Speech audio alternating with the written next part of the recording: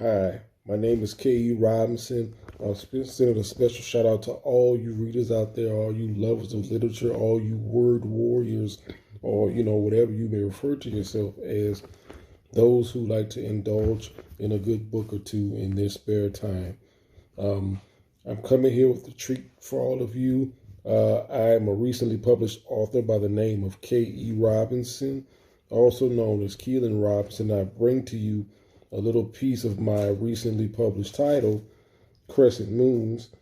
This book is available, as you can see, in paperback, but it's also available in the fine platform that we refer to as the Kindle platform. As you can see, if you ever wanted to go and check it out on Amazon, it's there and available to you guys to see. I am going to give a preview of the book. I'm going to read portions of the book, just depending on how this first reading goes. I may read some other portions down the line. I was requested by readers to do an audio book. I just don't think I have the technology or the time to do it right now. But what I will do, in order to introduce it to those of you who may not know about it, and as a treat to those who have been able to read it so far and have been able to enjoy it, and I thank you all for it. I want to be able to come back and do something nice for you all. So I want to be able to come read the book for you all in sections and portions to introduce it to most of you, but to set tone in the reading for the rest of you. So in just 1 second, I'm going to open it up to the first chapter and read a little bit of the book for you. As you see here, this is the title, Crescent Moons, in its Amazon Kindle format. As I open it up for you guys, there, just the title page of Crescent Moons. Here you see it is copywritten under my pen name and my actual name, Keelan Robinson, and ISBN number if you're looking for it. Here, the table of contents, just to look at some of the chapters. And as we open here, a brief portion of the introduction. Now, I won't read that so much to you guys, but I will get into the actual book for you guys, starting with Chapter 1, The Big Bang.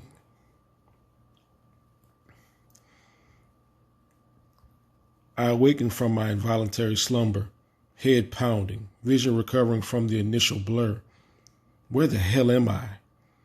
I do not recognize my surroundings, but the current aroma of the room is familiar.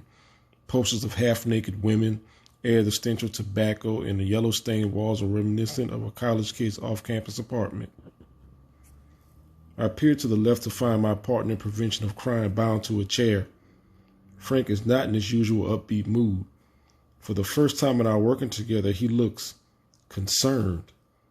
In the past, we had taken down the best of the badasses, the Hernandez brothers, the Brood, Baroness, Cliffhanger, and everybody that was anybody.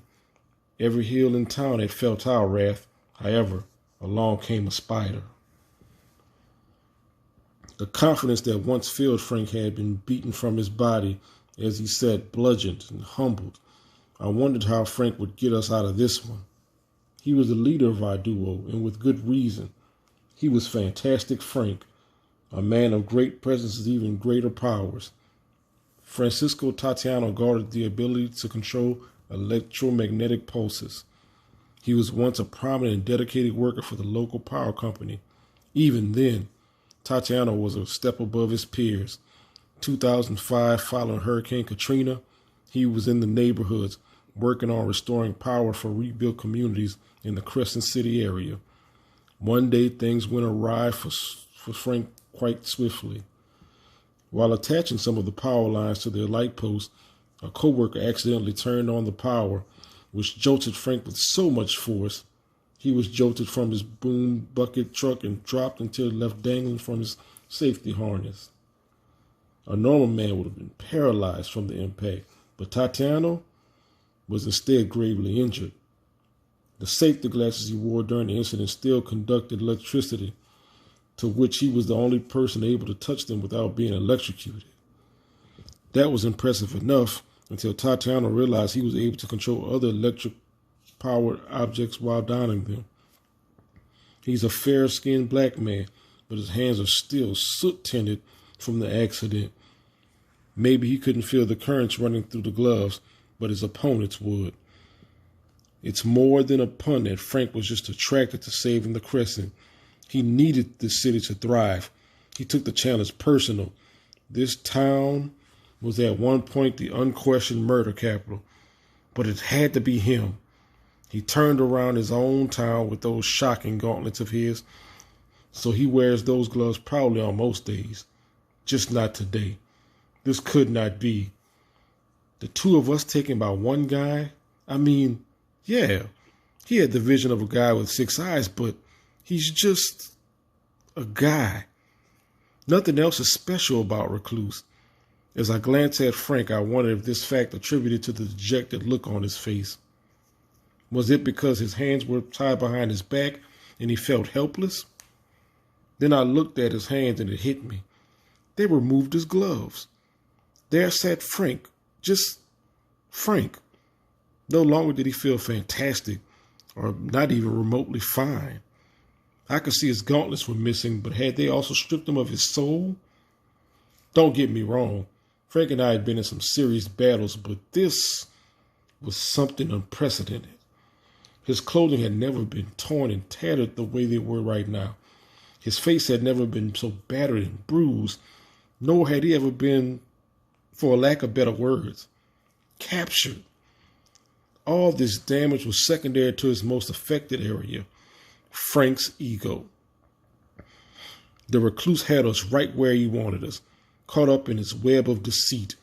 We walked dead into his trap. See, we didn't have much background on him. He was just the new hype in town. We heard he was a real big-shot criminal from Texas, garnered the ability to view multiple things going on at once. At any time, he could see what was in front of him, over his head, or wherever and whatever surrounded him. It made it easier for him to give orders to his crew while avoiding any attacks from the competition or the police. This power was inexplicable, considering you could only see the 2 eyes and spectacles that were customary to the human face. Made the guy practically impenetrable. We utilized the little intel I received from some detectives of the Crescent City Police Department. We knew Recluse was smuggling more drugs in the city via I-10, the same way he entered our lives and, at least for the moment, complicated it. We knew where he would be and when he would be there. We snuck up on him, or at least we thought we had. Where had we gone wrong? What more could we have needed? It was like any other night. Find the perps, confiscate the work, and get out of the way. Somehow, we couldn't get through the second step of our program as Recluse caught us before we could even cross the seal of his domain. Quick strike to the face of Frank nearly knocked us off our feet as we tried to enter the compound. Where did this guy come from? We had him pegged. We knew he was inside. We watched him go in. Then he showed up behind Frank. Frank tried to recover, but Recluse followed up with another uppercut, nearly taking Frank out of his shoes. Fantastic didn't look so good right now, and I did not fare much better than he had.